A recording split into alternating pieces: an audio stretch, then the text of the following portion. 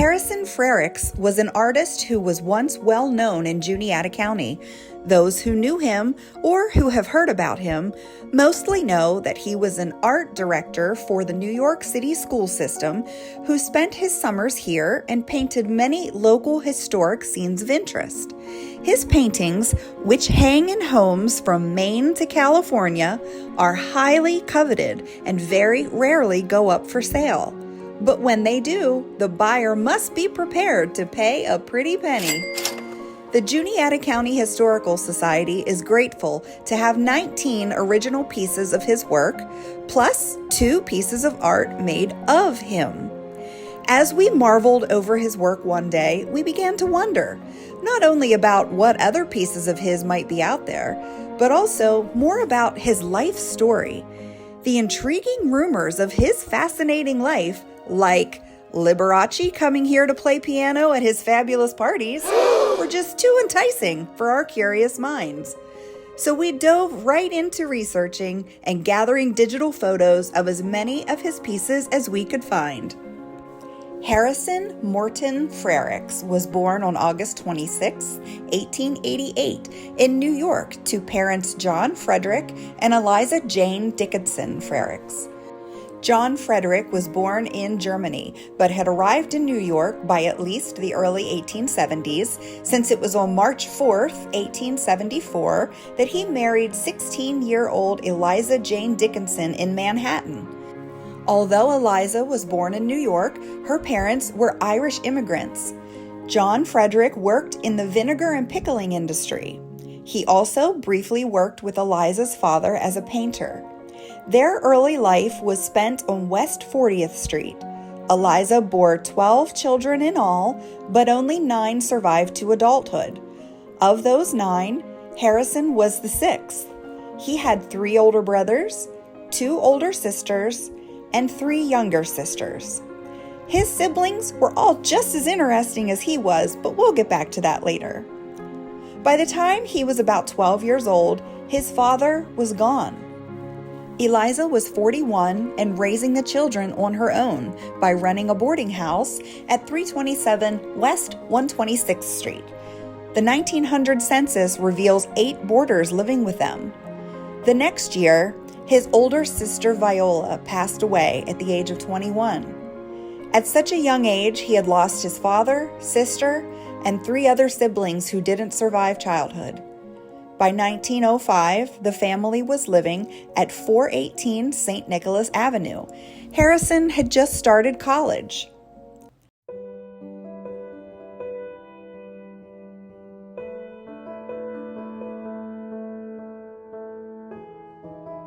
Five years later, he had graduated college and was an art teacher at age 21.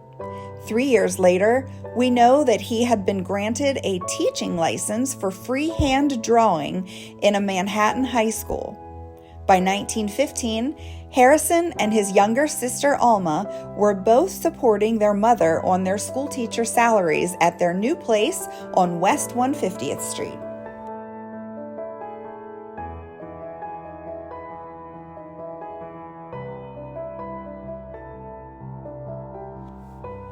On April 20th, 1916, Harrison married Mabel M. Blackman.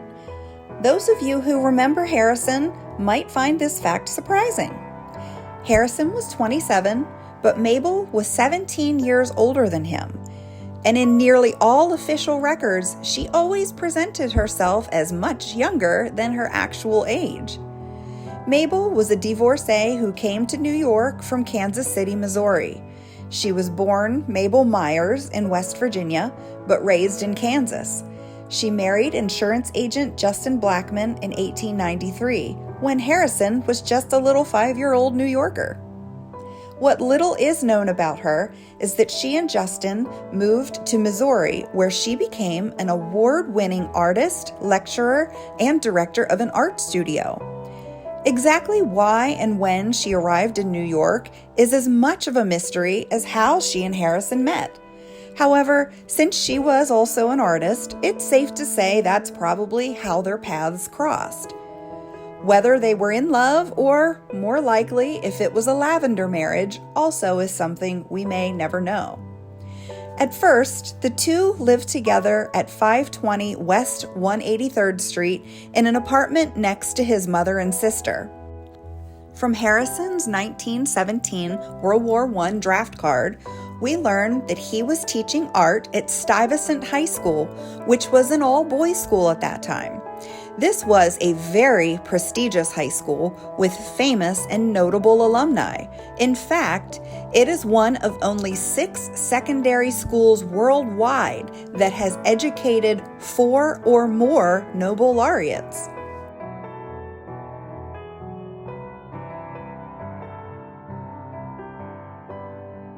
The next year, his mother, Eliza Jane, passed away at the age of 60. Harrison was only 30, and it is clear that the two were close, so this loss was no doubt life-changing. For the next several years, he and Mabel appear to have lived apart more than together. Considering they were only married 2 years prior, this could be a clue into their arrangement. In 1920, he was a college art professor and living as a lodger at 520 West 143rd Street. Although the 1920 census marks him as married, Mabel is not there with him. That's because she was living at Croton on Hudson, which was an artist colony and creative enclave in the Hudson Valley, less than 40 miles from Midtown Manhattan.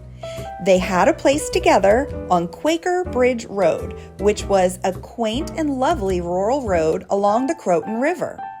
This was an eclectic place with a bit of a bohemian reputation. Famous actors, actresses, writers, artists, great thinkers, and other celebrities all found their way there via the Harmon Station, where the electric trains from New York City stopped. Abundant in natural beauty, no small factor for artist inspiration, the region was also especially conducive to the stirrings of utopian ideals and communities. Deed and mortgage records put Harrison and Mabel together in this area in 1922, and although they were on one property deed together for about a decade, she also had a separate property only in her name. The 1925 New York Census records Harrison and Mabel as living together in this artist paradise. This is the last year that official documents record the two of them together. The next year, Harrison lists his place at Croton on Hudson for rent for the season.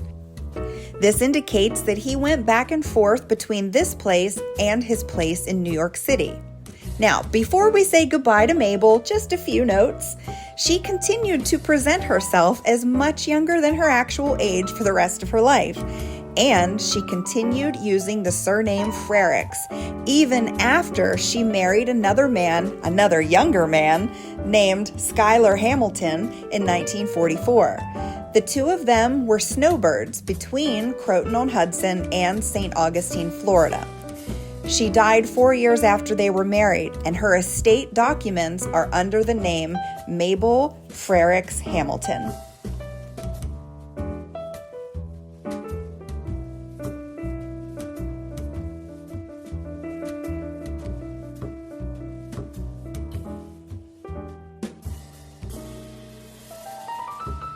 In the late 1920s or early 1930s, this is when Harrison met his lifelong partner, Glenn Baxter Malloy.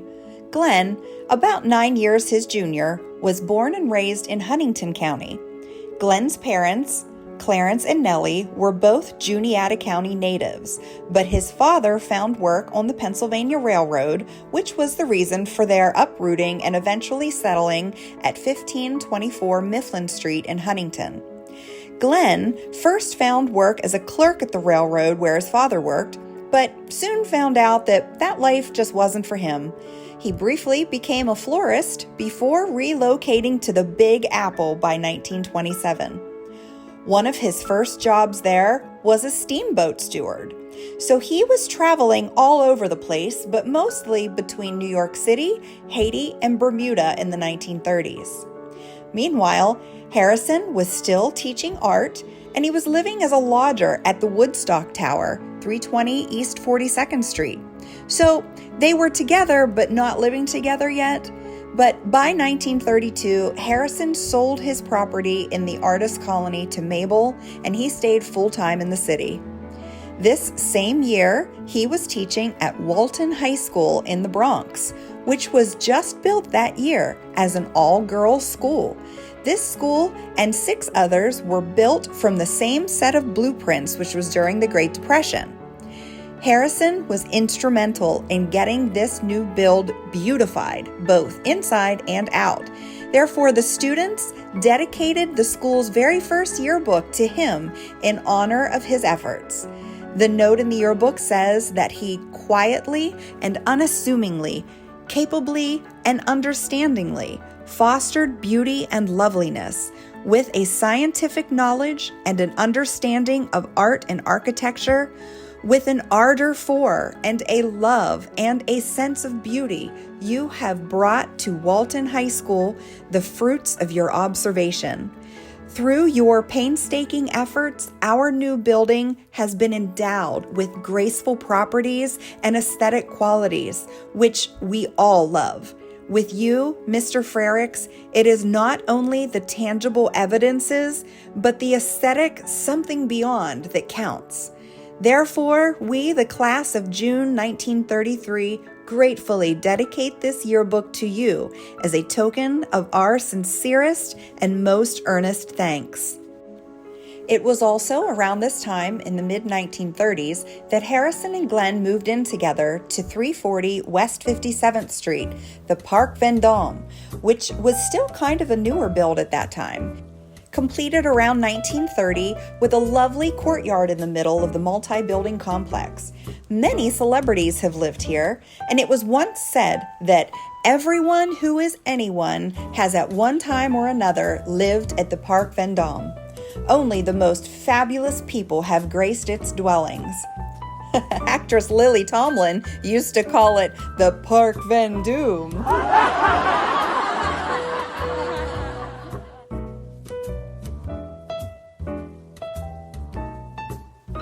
As early as 1933, they traveled to Glenn's home to visit his family often.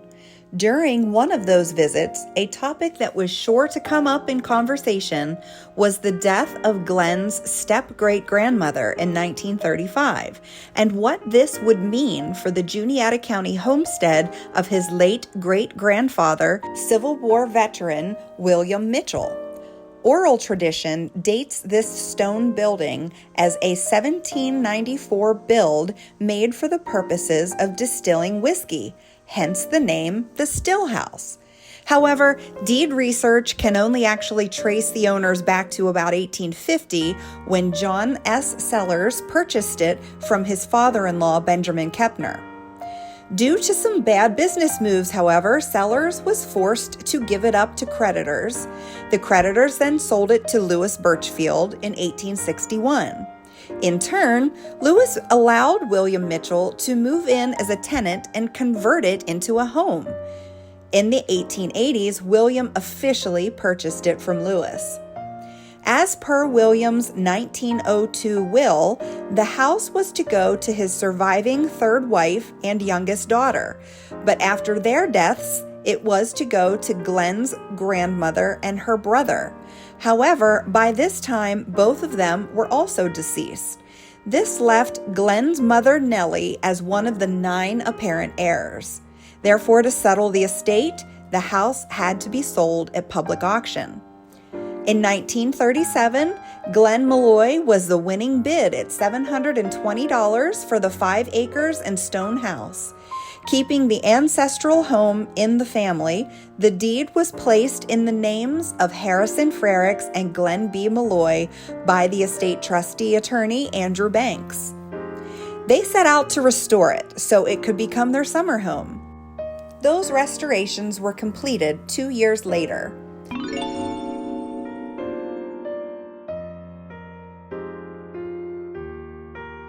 Inside, Harrison painted murals on the walls, like this one, of birds on foliage, which he did in their bathroom. They also added two 45-pane windows in the corner of the living room overlooking the fields. The two-story garage on the property boasted a large art studio on the second floor with large windows overlooking the scenic views. A neighbor fondly remembers seeing Harrison hanging upside down out of that window to get a different perspective while painting the sky.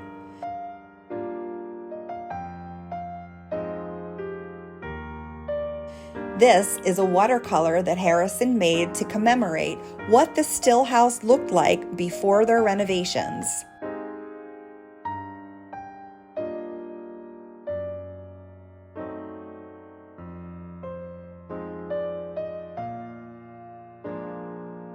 So they lived part-time in the still house on McLaughlin Road in the summer and part-time in their place at the Park Vendôme in New York City. Also, I swear this is going to get more into Juniata County soon, so hey, thanks for hanging out this far. The 1940 census shows Glenn was the chief estimate engineer for gas and electric utilities. This was at Consolidated Edison of New York, where he ended up working for 35 years. Harrison was teaching art at Christopher Columbus High School and is listed as the chairman for fine and applied arts. Fun little side fact, the 1940s yearbooks for the Christopher Columbus High School that were scanned into Ancestry.com actually were Harrison's. He signed the front covers. 2 years later, it appears that while they did keep the Park Vendôme place as an art studio, they moved their living quarters.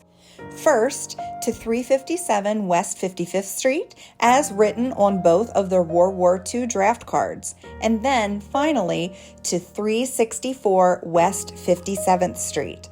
The apartment building was torn down in 1960, and the spot is currently Balsley Park, located directly beside the Park Vendôme. This is a painting that Harrison did while they lived there. And one thing to know about Harrison's work is that oftentimes he would write an index card that described what he was painting. Some of these are in his handwriting, while others were made on a typewriter. Like this one, that describes this painting as the view is looking north from our living room window. The large building in the background was known as the Skin and Cancer Hospital and is presently known as the Roosevelt Hospital.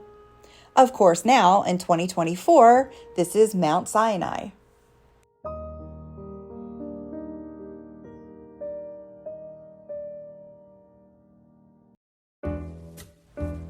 Before jumping right into Juniata County, I need to put a pin in his timeline just for a moment to talk about his family. In 1943, a recently retired Harrison hosted many of his siblings and some nieces and nephews at his Park Vendôme art studio because his niece had a piano concert at Town Hall. Miss Doris Frerichs graduated from Juilliard on scholarship and then became a professor there. She was a well-known pianist and composer who played for the New York Philharmonic and went on several European and Russian concert tours. Her sister, Joyce, was a noted painter just like her Uncle Harrison.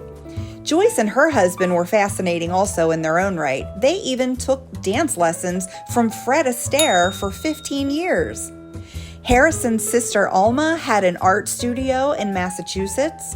His brother-in-law was a world-famous violinist who played first violin for the Metropolitan Opera Company. And his brother, Frederick, was a light fixture designer whose pieces held many patents and were displayed in the Beaux Arts in Philadelphia. He even designed the chandeliers in the East Wing of the White House. His brother, Winfield, was a well-known restaurateur in New York City and New Jersey. Harrison's twin sisters, Ethel and Estelle, were professional classical soloists in New York.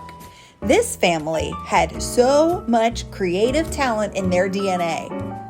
Harrison himself also donated this piece to the Met, which their website shows has been featured in at least 10 traveling exhibits across America. It should also be mentioned that he, of course, was also a very prominent artist. This 1936 art show in Massachusetts reveals that he was showing his pieces with artists like Emile Groupe, whose paintings still sell today for at least five-figure dollar amounts.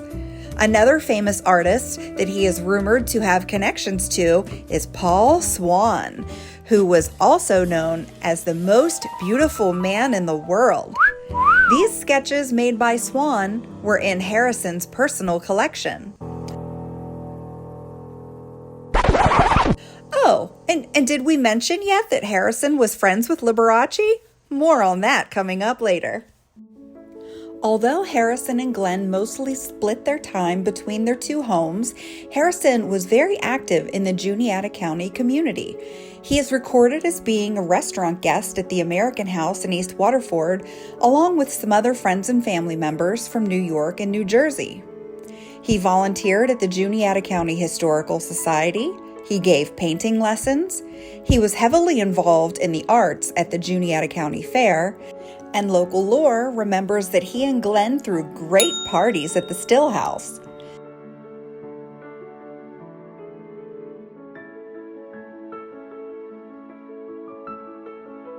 Sometimes he gave his paintings as prizes at the Juniata County Fair. This 1944 painting was won by 16-year-old Jane Hockenberry, who had skipped school to go to the fair. She only bought one ticket and then forgot about it. But one day, Harrison and Glenn drove up to Jane's family's store in Concord to deliver her prize, since her solo ticket was the one that was pulled. Throughout the more than 3 decades they lived part-time in Juniata County, Harrison found a passion in painting scenes of local interest and history. That is part of the reason why his paintings are so highly sought after. In researching for this documentary, more than 70 completed paintings and other pieces have been found and will be kept as a digital collection at the Juniata County Historical Society's archives. The way the county looked in the 1940s and 50s was a stark contrast to how it looks today. So in some ways, his paintings preserved our history in a way like photographs do. For example, Leonard's Mill covered bridge was located within eyesight of the Still House. In 1947, this bridge was torn down and replaced with a newer modern bridge. He painted at least 3 portraits of it, so the Leonard's Mill covered bridge now lives on through his work.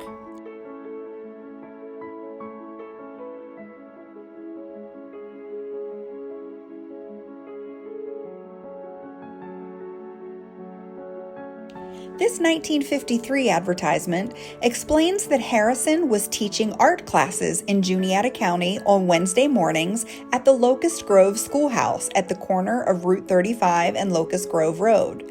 This is a painting he made of that school.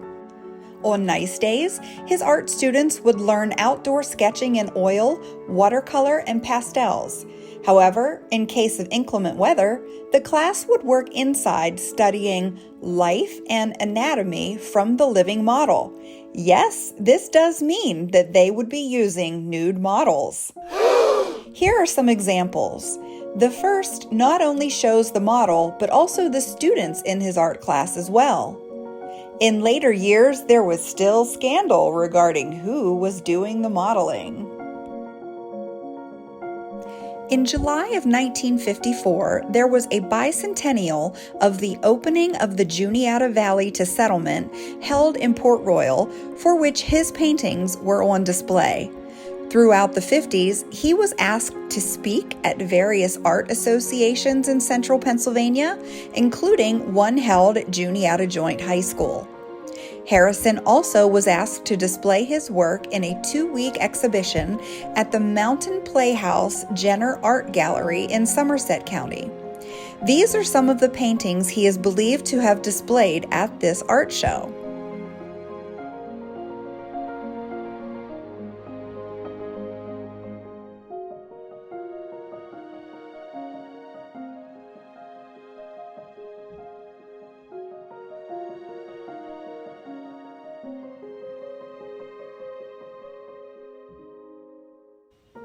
This piece, called Return of the Girls is a favorite. It imagines what it would have looked like in 1857 when the students returned for a semester at the Tuscarora Female Seminary.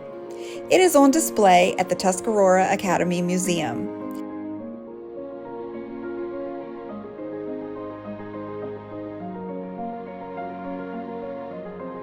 This is one of the few surviving photos of that school. And 2 more paintings that he made, also using it as a subject. In 1957, the Juniata County Historical Society was beginning to work on restoring the Tuscarora Academy building. There was discussion about when and how to replaster the exterior of the academy, but Harrison spoke up and suggested repointing the stonework instead. He believed it would be more attractive and authentic. The consensus agreed, and that is why our museum looks the way it does today. He also made this pen and ink drawing that imagines the Academy's campus back when it was full of students. He made a transparency overlay for it to add a dash of color. Another thing that happened in the 50s is that Harrison and Glenn purchased what he called the Trego House from Bruce Trego. He had painted it back in 1940, but when they bought it, they completely restored it. The accompanying index card described the work they did to it.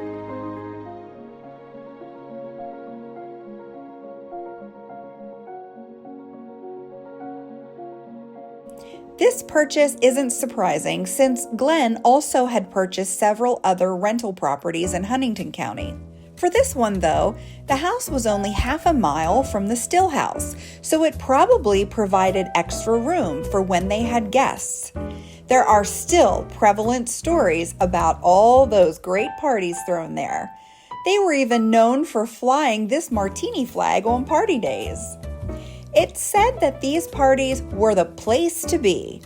And this Christmas card, sent to them by the wife of Port Royal's Doc Shelley, is one of many that notes their sunny personalities and how well loved they were by Juniata County.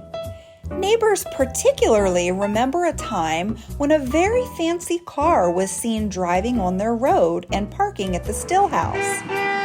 It turned out to be Mr. Showmanship himself, Liberace, an apparent friend of Harrison and Glenn. He played the Steinway baby grand piano that sat in their living room. There is a photograph proving these rumors to be true. However, at the time of publishing, it has not yet been found. But we have interviewed enough people who have seen it to verify its existence. So we promise to share it when it's found and add it to the digital collection at our archives.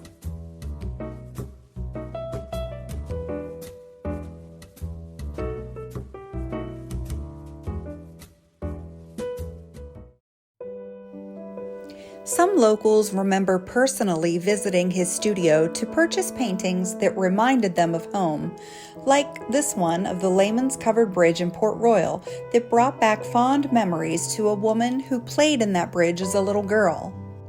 People remember Harrison wearing his beret hat and driving around in his 1940s truck that had his painting supplies right in the bed.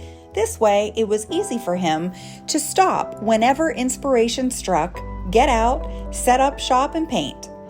Some former neighbors remember a prominent statue of a naked woman in their yard and that Harrison and Glenn also grew grapes, which they didn't mind if the neighborhood children ate. Local art teachers, such as Ruth Beal, would sometimes bring her students to Harrison's studio to meet him and learn from him.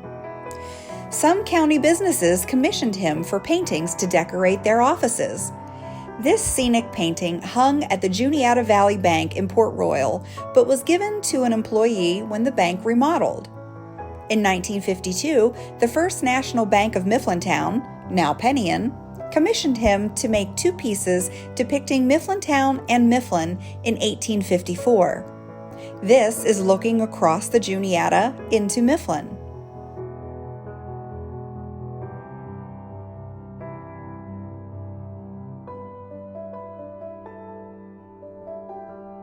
And this is looking across the Juniata into Mifflin Town.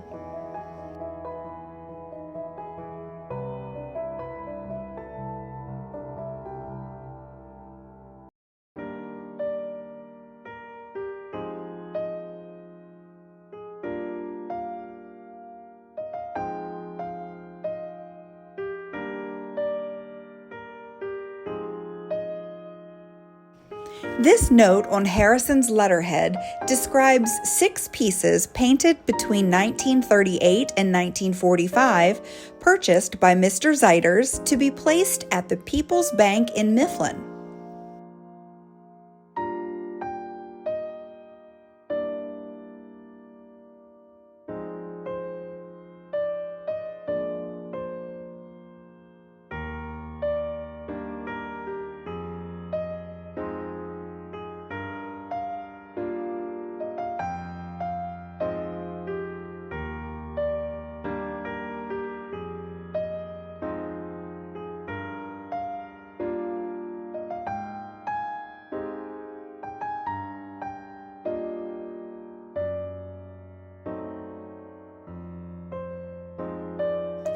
Here are 2 that hung at Bratton's restaurant.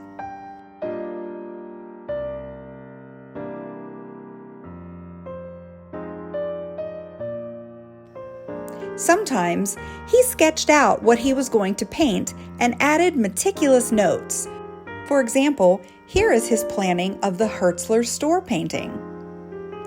And 2 other sketches for paintings that exist out there somewhere, but we haven't found yet. Some paintings took more preparation than others, like this 1955 masterpiece depicting the Juniata River during the canal era of the 1840s in the location of Macedonia. And it's huge, about 6 feet tall, so he had to plan it out over several smaller drafts to create this incredible detail in the painting.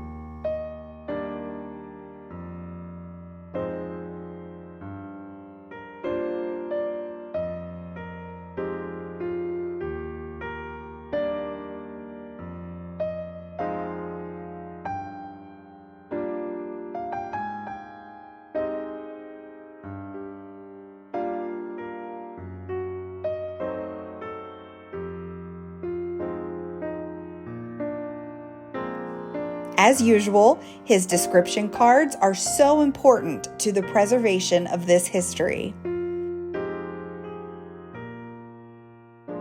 This price list of his paintings clearly shows that he considered this canal painting to be one of his best, priced way above all the other pieces on it. And speaking of canals, here's another one that depicts the Thompson House, which the canal boats passed daily. It was built in 1810, and this description card is handwritten. Harrison was also commissioned to paint portraits of local people.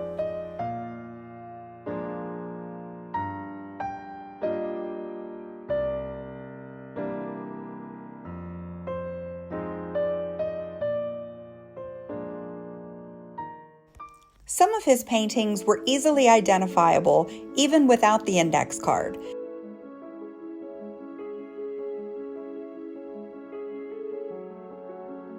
However, some of them, we are still not sure their location, and the index cards have not been located.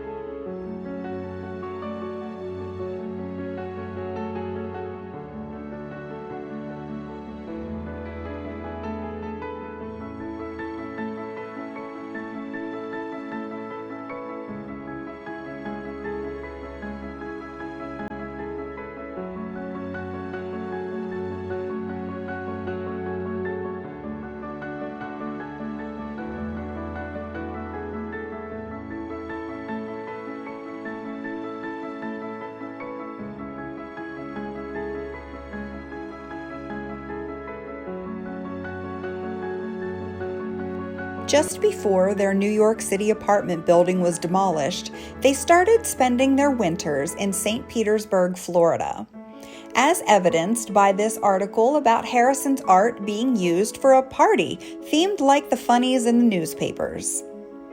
But when they were away in 1961, one of several break-ins occurred. Part-time residents were an easy target back then, especially ones with prized art pieces in their house. The parties, art, community work, and multi-residential life continued throughout the entirety of the 1960s. But then, in April of 1972, Glenn Baxter Malloy passed away at the age of 75. His obituary noted that he and Harrison had been together for more than 45 years. He left nearly everything to Harrison and named him the executor of his estate. He also made provisions for his two surviving brothers. In the event that he and Harrison were to die together or within a year of each other, he willed that everything be liquidated and split evenly between both his and Harrison's surviving siblings. This indicates that although they lived far apart, these families were bonded and close-knit. Once the estate was settled, Harrison sold the Trego house to the Eisenberg family and began spending more time in St. Petersburg. Here is a painting where he depicted an idyllic fishing scene in Florida. As he began spending less time at the still house, his Juniata County friends were feeling the distance. His friend Rebecca Doty was particularly depressed, knowing she may never see him again. He gifted her a unique rug to remember him by, although she also had several of his paintings as well. In 1975, Harrison made the difficult decision to sell the still house.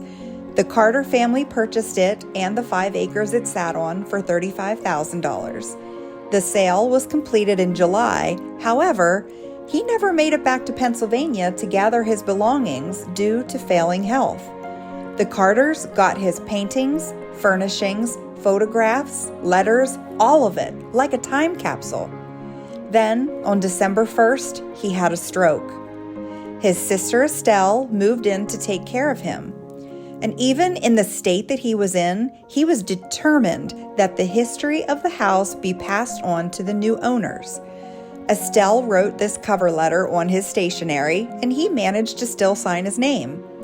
Included with this letter was the history of the house that he had written many years earlier, as well as all of the before and after photos of the still house restoration. On June 14th, 1976, just 1 month after the house history was sent, Harrison passed away at the age of 87. Although he only lived in Juniata County part-time for 38 years, his warm friendship, talent, community spirit, and history-minded personality are well remembered. We owe him a debt of gratitude for preserving our history through his art. Thank you, Harrison Frerichs, for sharing your life and art with the Juniata County community.